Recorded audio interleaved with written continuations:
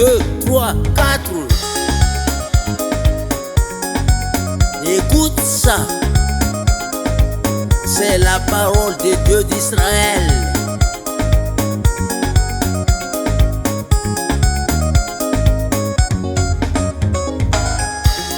Lazeni baibuli mazava famanakaiky ny fotoana zay ifanohera ny lalam-panjakana sy ny lalan'Andriamanitra.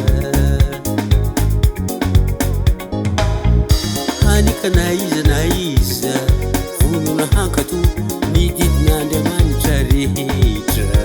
Dia tsy maintsy setra fanakenana sy famaizana toy ny mpanao ratsy. Vonina trany e, halleluia.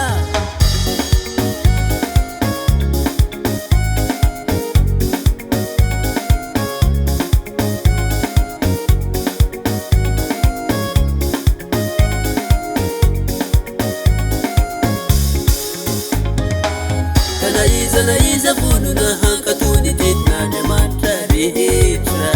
Dia tsy maintsy setra fanakianana sy famaizana toy ny mpanao ratsy.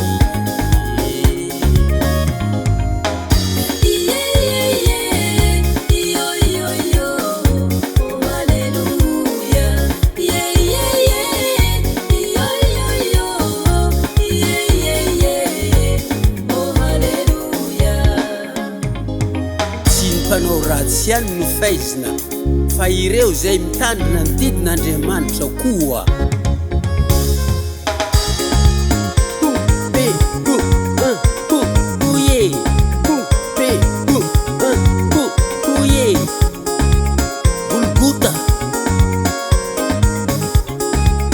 Golgota ary rehefa izany rehetra izany dia sao no faranteny. Andriamanitra no atahory ary ny didiny no tandremo, fa izany ny tokony ataon'olona rehetra. Fa ny atao rehetra dia hoentin'Andriamanitra ho amin'ny fitsarana ny zava-miafina rehetra na soa na ratsy.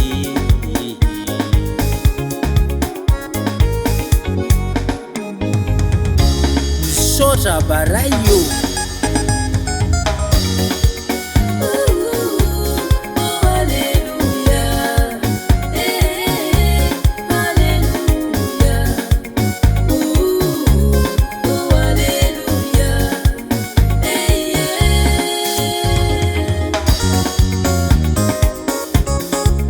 Ireo dia voasoratra ao amin'ny boky zay mivoaka avy ao amin'ny fanotam-printy Adventiste mitandrina ny andro fahafito. Voadika amin'ny fiteny-pirenena samihafa ary voatolotra ara-dalàna ara-panjakana.